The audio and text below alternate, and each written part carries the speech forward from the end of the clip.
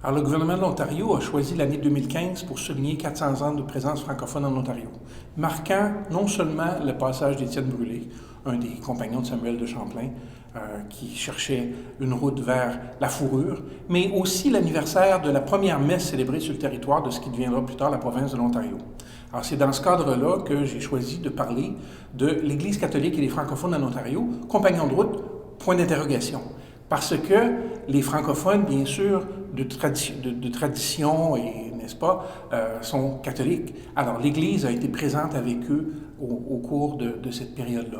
Mais il y a eu aussi, parce que l'Église n'était pas composée que de francophones en Ontario, il y avait des Irlandais, il y avait des Écossais, d'ailleurs les Écossais qui sont arrivés avant les Irlandais. Il y a eu toutes sortes de monde qui sont arrivés par après. Alors, l'Église catholique a souvent soutenu, pas toujours, la présence des francophones en Ontario.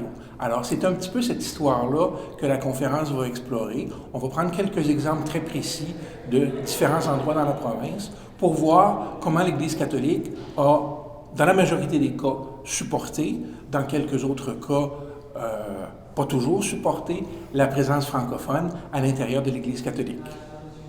C'est une conférence qui se veut grand public, donc pas de type académique comme tel.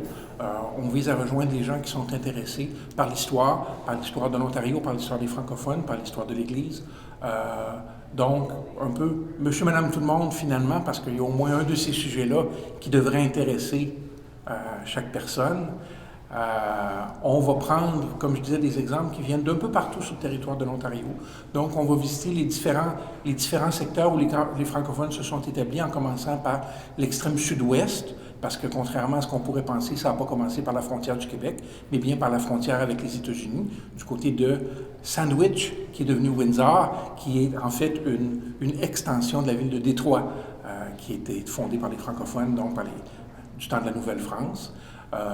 On va se promener, bien sûr, du côté d'Ottawa et de l'Est ontarien. On va remonter la rivière le long de l'Outaouais. On va aller aussi dans le Moyen-Nord et presque le Grand Nord de l'Ontario, où il y a eu la dernière vague importante de colons francophones en provenance du Québec, cette fois-là. Alors, on va faire un peu le tour, comme ça, des différents endroits où la présence francophone s'est faite ressentir, et particulièrement du point de vue de l'histoire de l'Église.